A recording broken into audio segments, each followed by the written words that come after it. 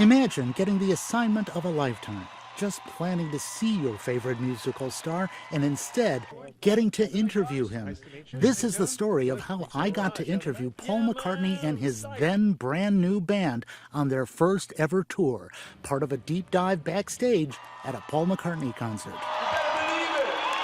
I'm David Fell, a longtime part of the ABC 7 Eyewitness News team. One thing all my friends know about me is I am a giant Beatles fan. So on April 10th, 2002, I was already excited. We were all in a temporary newsroom in what is now the Windy City Live studio, while our permanent newsroom was being modernized. I was wearing my tie-dyed Sgt. Pepper t-shirt because as soon as the 6 p.m. news was over, I was going to see Paul McCartney at the United Center, his first Chicagoland show in over a dozen years.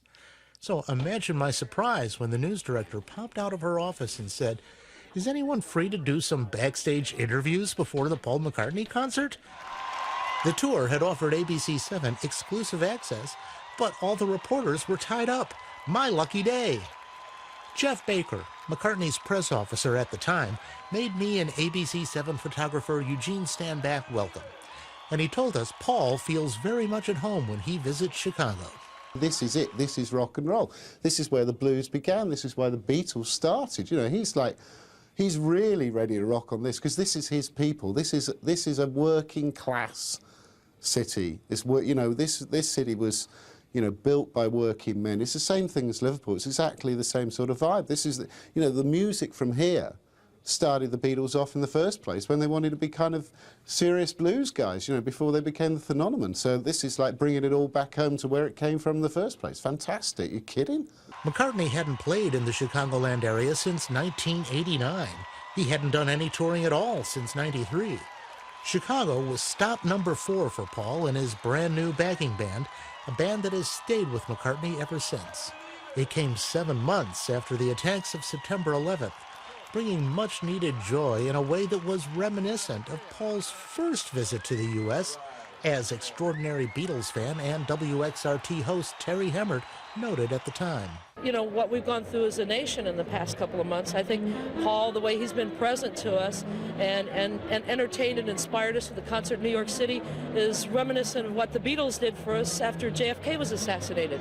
So music is essential. Music feeds us and fills us up in a lot of ways, and Paul McCartney nobody does it better than Paul. Geoff Baker took us everywhere, meeting sound engineers, some of the dancers who entertained during McCartney's pre-show, and caterers who managed the tour's lavish vegetarian spread. But most importantly, the musicians. These interviews, most of which have never been seen before, are among the first ever given by Paul's then new band, a band Variety would call as tight as they come. The ever-smiling Abe Laboriel Jr. was the first new recruit. The drummer is the son of famed jazz bassist Abraham Laboriel. Abe had previously worked with K.D. Lang and Sting, among others, and then came that exciting call. It's unbelievable. It's truly amazing. This is a dream I didn't even know I had, growing up, listening to these songs, just such a part of life, and suddenly be able to play with one of the guys who created it is just unbelievable. Yeah. Now, what does Chicago mean to you in terms of music? Well, for me, there's a lot of good food here. And a lot of good music comes from a lot of good food, I think. Plus, obviously, the history of the blues here, and it's just an amazing town, So there's always something going on, so always somebody playing music. So it's just going to be inspiring tonight. Great. Now, what's your story about how you got involved in this? You're on the record, right? Yeah, I played on Driving Rain, which was just an amazing experience. David Kahn, the producer of the record, was somebody who I had met a couple of times, had some really nice conversations about life and music. And when he had been asked to produce the album, he, for some reason, unbeknownst to me, thought of me, and I've been grateful to him ever since. He asked me to do the record, and after I picked my mouth off of the floor, I said yes. Yeah. So are you pinching yourself every day? Absolutely. Are you kidding? You can't get this smile off my face. It's just amazing. Like Laboriel, lead guitar player Rusty Anderson got a call to work on McCartney's Driving Rain album. Oh man, it's been a dream come true. Really, really fun. You know, I mean, this is what, our 5th show? Yeah. And yeah, it's amazing. I mean, it's all felt so natural. You know, I think everyone, you know, really gets the music and appreciates it. And a lot of times, you know, you play in a situation where everybody isn't completely, you know, into it, or it is some, like, you know, sort of rub or something. And this one's just been like, you know, real magic. Mm-hmm. Tell me, how do you feel about coming here to Chicago? Oh, Chicago is, it's almost like the most American city in a way. It's kind of in the middle of everything, you know. And the only thing I have a hard time getting past is like looking at the ocean and not being able to see the other side because it's a lake, and you know, that whole deal. Mm-hmm. How did you end up being in Paul's band? Actually, did the record, the Driving Rain record. That was when I first met him, along with Abe, and a friend of mine, David Kahn, who's a producer who I'd worked with a lot, you know, he called me and says, hey, you know, I think I might be producing the new McCartney record. I said, wow, that's amazing. I was so happy for him, you know, because I thought, wow, and happy just because he's a great producer, and I thought, it's perfect, you know. And he goes, well, you know, there might be some guitar playing, you know, needed. I'm like, I'm your man, you know. So, and at first I didn't even think of that, and then, you know, it started hitting me, and I'm like, wow, this, because the Beatles are the reason that I play music. I mean, that's why I started. So you know, are you, like, pinching yourself every day? Yeah, at least once a day. Yeah.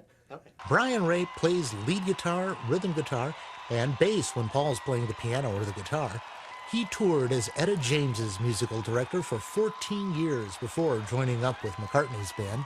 I've just heard from a dear friend of mine who just played here with Weezer that it was one of the best places he'd ever played, and for one of the best crowds he'd ever played with. So I'm really excited to be here tonight. How did you end up getting the gig to work with Paul? Oh, that's a good question. I had been touring with Abraham, the drummer, and we've been touring in France for quite some time with a couple of the premier French artists. And Abe gave my name to Paul's producer. Paul's producer called me up and asked me, would you be interested in coming and playing the Super Bowl? And I said, well, hell yeah. And he said, can you be down at my office in an hour? And I said, I'll be there. And we just met, and that sort of gave me a little bit of an inside track on the tour, and just worked my buns off to get here, yeah. How does it feel working with such a legendary performer? Oh, it's an amazing feeling. I mean, you can imagine. The songs, the melodies, the arrangements are etched in my heart, in my soul, and in my life, you know. I'm of an age where I remember very distinctly the night that they blasted out of the TV set, and it just meant the world to me. It changed my life. I mean, to be honest with you, I'm sure you've heard this before, but it's the thing that made the difference to me. I never had to make a decision what I wanted to do with my life after that night. And here I am, and I get to play with him, so I feel really privileged, to be honest with you. You're pinching yourself? Oh, you know, I'm pinching myself every day. I just can't believe it. You know, it's, what a privilege. One band member was not a newcomer. Paul Wickens, better known as Wicks, who serves as musical director and plays keyboards. At the time of this interview in 2002, he'd already been with McCartney for more than a dozen years. Yeah, February '89 I started, and then did the 2 other world tours that he's done. Does Chicago have any special meaning for you? Any musical insights? It does, actually. 2 special meanings. First time I ever came here was with Paul, and I was very ill, had bad food poisoning, and I had to come out of hospital to do the gigs. So I was, you know, on a drip, and then came out, did the gig, went back into hospital, and missed going out and playing in the blues clubs, which I was really looking forward to. And then we ended up that tour at Soldiers Field, and I had a great time. My parents were out, my family was out. We did a gig, and then I went out and went down to Kingston Mines and sat in and had a fantastic time. And you're especially excited about playing here? Or? Yeah, the audiences here are great, really great. They don't hold back, and they let you know. So now, I know it's been a long time, but how did you first get involved with working with Paul? I think because I knew 2 of the guys that were already working with him, my name came up, and I just went down to have a play in a very kind of loose jam down at his studio, and And then got asked a bit later on if I wanted to come and do the tour. And that was in 1989 for the 89-90 tour, and that turned into 5 years, pretty much solid work, yeah. And then there's the bass player. Geoff Baker told our photographer to start rolling tape and follow him. In seconds, we were in Paul McCartney's United Center dressing room. His then fiancée, Heather Mills, was there too. Hi, Jeffrey. Hi, Paul. Hello, Paul. Heather. Hi, guys. Nice to meet you. How you doing? Good. Excited about the show tonight? Yeah, man. I'm psyched. We're ready to go. Ready to roll. How do you feel about playing in Chicago? Any particular Love feelings? Chicago. What do you love about Chicago? Love it. Home of the blues. Yeah. It goes, good music town. We always love the people here, and they seem to like us. Now, it's been like 10 years, 12 years since you've been here on 50. tour. 50 50, years. at least 50, man. Yeah, Yeah. but I'm ready to roll tonight. Yeah. How's the tour been going so far? Brilliant. Really great. Yeah, been having a great time. Any surprises about stuff that people were responding to more than you expected? You know, as we go along, the song Freedom kind of builds. You know, it was kind of really hot the first night. It gets hotter every night. We're just pleased that the people are loving the show and that we're loving playing for them. And it's just rolling. We're rolling around America, driving USA. Thinking about taking the tour anywhere else? I know people in Europe have been clamoring. Yeah, no, at the moment it's just America. Yeah, but we're rocking and rolling, and we're looking forward to tonight. So I hope you enjoy the show. Let's go! All right! We also got to hear a bit of the band practicing their backing vocals, a few oohs and ahs from Let It Be and Hey Jude. As you might guess, copyrights, music clearances, and the like mean I can't share those sounds with you or music from the show. But it was amazing, and I got to watch Rusty Anderson do some guitar work very close up. And I'll be taking that home to study. Then, right on schedule, the band was led to the stage for a 2.5-hour show that left the audience enraptured. That's me there in the tie-dye. Smiling, singing faces everywhere you looked, leaving a very satisfied audience at the end of the night.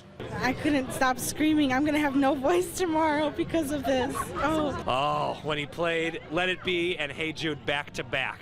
Awesome. Awesome. I was ready to die. Oh my God, I'm not gonna have no voice tomorrow for school. What was the best part? Oh my God, I don't know, everything's all the best. He sang 37 songs, played about 2.5 hours. I've been to a lot of shows, and it was a very sentimental concert, and he played acoustic for a lot of the show.